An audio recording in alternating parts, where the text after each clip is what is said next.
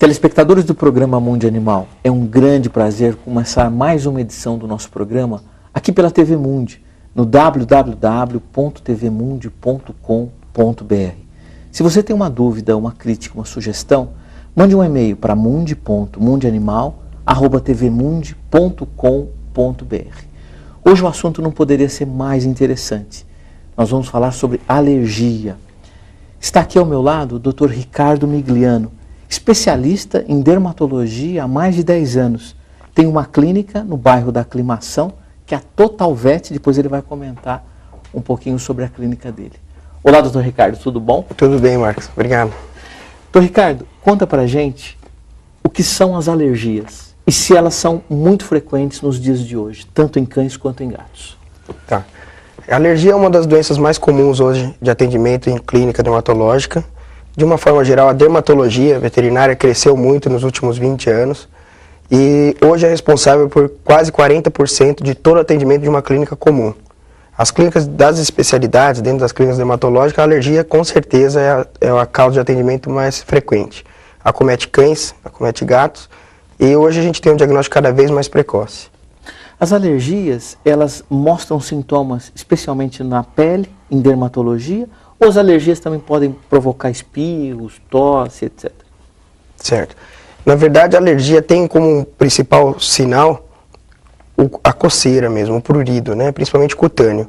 Outros sintomas também são relacionados, como vômito, diarreia, espirro, tosse, né? E principalmente quadros cutâneos. Então, o principal sintoma, a principal queixa que o cliente traz lá para você, no Total Vet, é coceira. É a coceira. O proprietário chega para mim frustrado, o proprietário chega desanimado, já tentou outros tratamentos e conseguiu passar pela doença, foi ganhando vários anos e a coisa complica. A gente chega normalmente com a principal queixa do animal coçando. Doutor Ricardo, no caso da alergia dos animais, é exatamente como a gente? Parecido com o nosso quadro, bem parecido com o nosso quadro. O homem faz muito mais quadro respiratório do que quadro cutâneo e o cão faz muito mais quadro cutâneo. Tem cura para o quadro alérgico? A alergia, infelizmente, é uma condição genética, é uma condição incurável e existe controle. O nosso sucesso hoje na dermatologia é exatamente no tratamento de controle da alergia. Como é que vocês fazem o diagnóstico? Dá para descobrir ou dá para saber a que o animal apresenta o quadro alérgico? Ah, sim. Hoje o diagnóstico da alergia é um diagnóstico clínico e a gente tem uma acurácia muito grande dentro do diagnóstico clínico. Dentro dos tipos de alergia, a gente consegue melhorar bastante a condição do animal ainda durante a fase de diagnóstico. Às vezes é um diagnóstico não tão precoce, mas um pouco mais tardio, como o caso de alergias alimentares. E o animal consegue ir respondendo conforme o tratamento e confirmando o nosso diagnóstico. Existem ainda outros exames complementares, existem os testes intradérmicos, né, que seriam para direcionar mesmo a outros tipos de alergias, são as alergias a inalantes.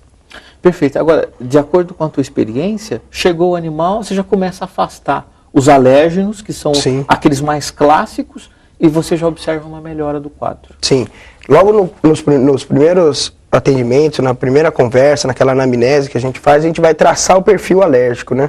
Hoje a gente já tem um tipo alérgico que é bem comum em clínica, que é o cachorro de raça pequena, normalmente de raça pura, animal que vive em apartamento, e a exposição daquele paciente já tem um perfil que bate com toda a condição do quadro alérgico, tá?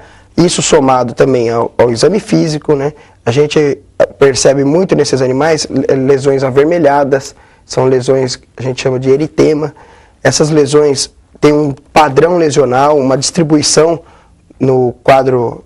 A gente tem um mapeamento das lesões e esse quadro a gente soma a anamnese e, se necessário, algum exame complementar. Mas normalmente o diagnóstico é clínico e baseado não só na anamnese, mas também no exame físico. Ou seja, baseado no histórico e nos tipos de lesões, você já consegue direcionar mais ou menos a que esse animal é alérgico. Exato, a gente consegue passar para o proprietário já uma diminuição da exposição dele, principalmente a ectoparasita, pulga, carrapato é bem comum, é um tipo de alergia bem comum que a gente percebe que ainda, mesmo com controle, é difícil para o proprietário usa a medicação, mas é comum o animal ainda apresentar sintomas de alergia à picada mesmo. Agora, doutor Ricardo, a minha dificuldade não é muitas vezes em saber a que o animal tem alergia, mas no caso da pulga é convencer o dono que a questão às vezes é a pulga. Ele não acredita.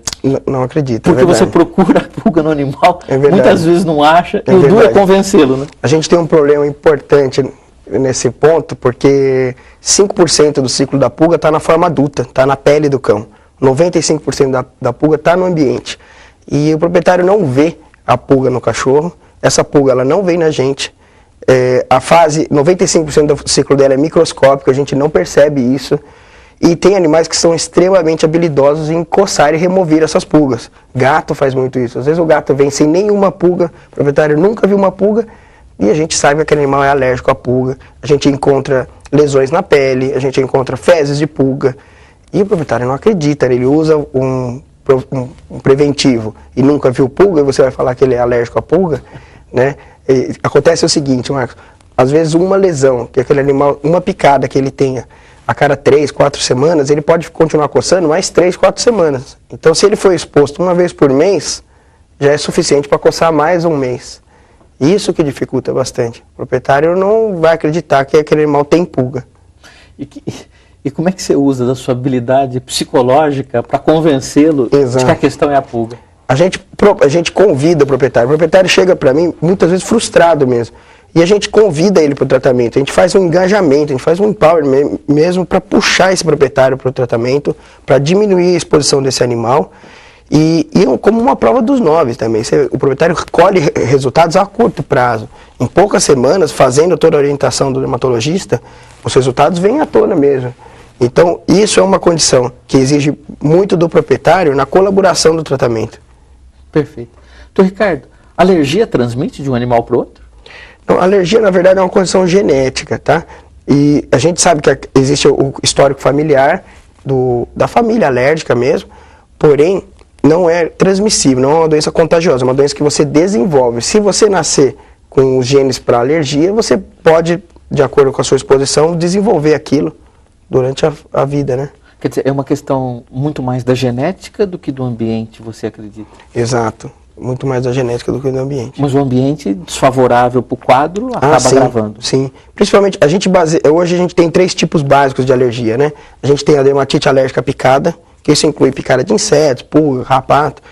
Existe ainda a hipersensibilidade alimentar e a principal delas que é a dermatite atópica ou atopia, que é uma alergia multifatorial. É uma alergia que pode estar relacionando-se com as outras formas e uma alergia a antígenos ambientais.